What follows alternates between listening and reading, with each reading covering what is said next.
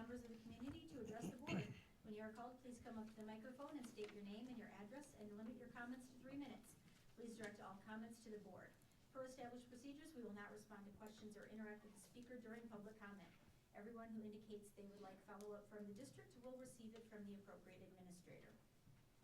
First up, we have Doug Lee.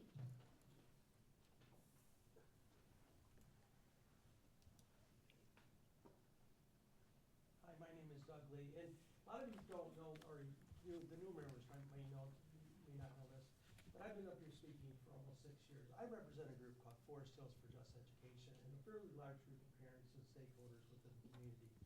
So I also live here, my kids graduated here. I do represent a fairly large group of people that are concerned about education.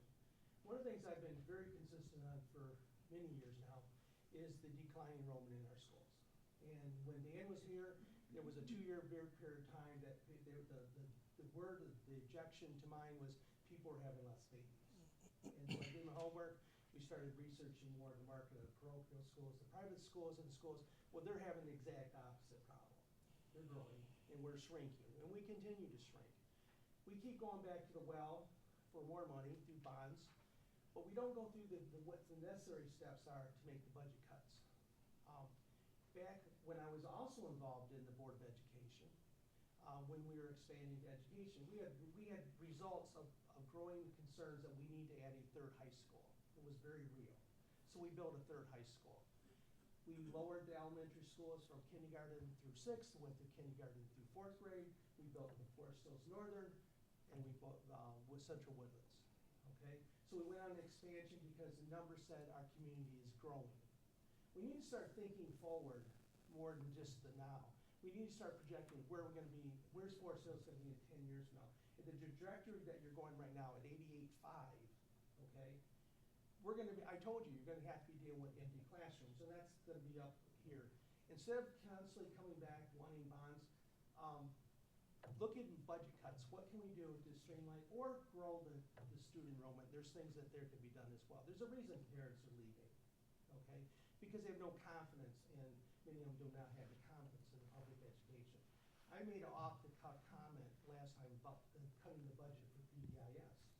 I bet you most of you don't even know why we even hired and why we have PBIS. PBIS was brought into our district to deal with unruly kids, to create positive behavior in kids, reward kids for good behavior, basically the overall concept. Guess what? The number one problem we have is unruly kids disrupting learning of others. Same thing on our buses. So what we brought in to fix the problem hasn't fixed anything, and we need to evaluate even that program because it isn't working. Thank you. Thank you.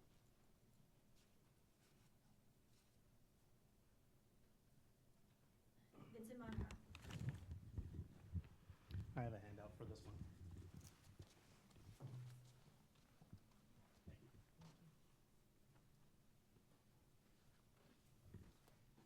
Vincent Monroe, you'll find me at 6860 Cascade Road. My speech reflects my views and not any affiliated organization. I recommend all minors and easily triggered adults leave at this time. On April 1st, 2025, parents in Burlington, Massachusetts expressed their thoughts to the school board when their kids were subjected to a graphic survey despite being opted out. While what Burlington did was active, salacious corruption, and the inappropriate books in our school libraries represents passive corruption, the sentiments expressed run parallel to all those who oppose inappropriate sexual books in the school libraries. Quote, my daughter was asked, have you ever had sexual contact with another person? Sexual contact includes kissing, touching, sexual intercourse. Have you ever had sexual intercourse including vaginal sex, which is when a penis goes inside of a vagina, oral sex, which is contact between the mouth and genitals, anal sex, which is when a penis goes inside the anus, or use of toys, vaginal or anal, end quote. You know these descriptions are in the books littered in the school libraries because I've come here and read you those books. Quote, explain to me what I'm supposed to tell my 11-year-old daughter about butt and anus sex and sex toys, end quote. So why should I be forced to pick up the pieces of my child's shattered innocence because of the filth left in the school library shelves? Why should any parent? Why should we have to worry about what could happen to our children at your schools? But there's an opt-out system to protect the kids. Quote, his best friend turned to him and pointed to a question and asked my son, bro, what is this? My son said he opened his eyes wide and said, no idea, Google it. Now, I come from a generation that had to look up everything in the dictionary. They didn't have actual photos and certainly not videos on those pages. End quote. Don't you get it? They would not have been prompted to look these things up on the internet if not for the survey. The same with exposure to porn on your shelves. You've left a roadmap for unsuspecting children into the far darker world of the internet, and an opt-out alone did little to help in this scenario. Quote, what I hate more is knowing the impact of kids getting this pushed on them and normalizing it. You have corrupted their innocent minds by exposing them to explicit sexual acts that most adults would not even tolerate being asked about. We have been protecting our children from the day they were born, and in one day, you destroyed all of our work. End quote. The media specialists and principals are directly responsible for the filth on the school shelves. The leadership of Assistant Superintendent Hay, Superintendent Kirby, but ultimately you, the board who has hired Kirby, sets the tone for what is kept or removed. Not to take a stand is to take a stand. You are passively condoning the filth I read you month after month. Research literature going back to the 80s demonstrates the negative influence on normalizing sexual behavior before adulthood. The 2 pages of articles I've included in a work cited has just scratched the surface. So can you honestly look us in the face and tell us that the sexually explicit books that I read to you monthly are appropriate for children?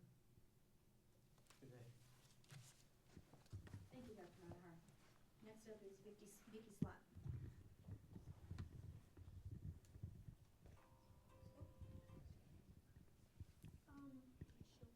It's hard to follow Vince Monahar. I don't know what you think. I have no idea what any of you think about this with the books. That's not what I came to mention though. But I think you do have a serious responsibility. The board does have some say. I understand all the ins and outs, the the restriction on speech. But seriously, what are we developing in the kids in the school? It's a real concern, I think, for a lot of parents. Anyway, I'm very happy about the Flex program, about the Young Fives. I'm really excited about the music program. I'm so glad we offer these things.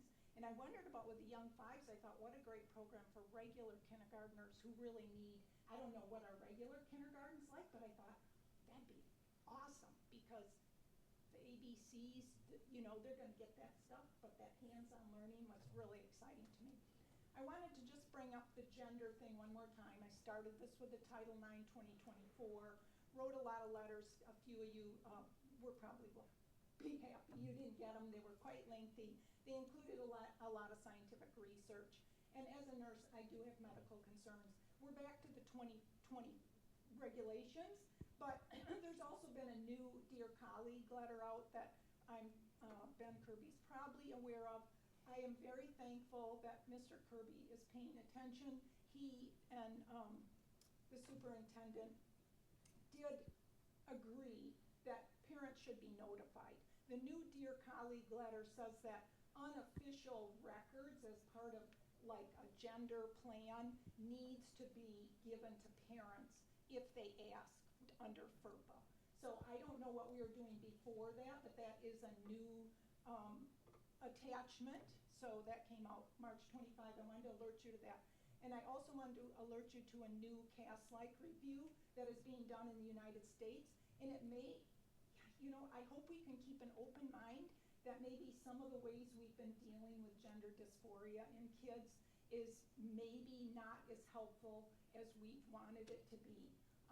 And I hope that scientific review would be taken seriously if they come out with systematic review that looks seriously at affirmation, at hormone blockers, and I know you're not responsible for some of that, but it is our attitudes towards it as well, as whether we're really helping children or whether maybe we're not. And these are hurting kids, I get it, but underlying anxiety and depression, autism is part of the roots of the gender dysphoria that I think we're missing. That's it. Thanks. Thank you. Scott Van Solkema.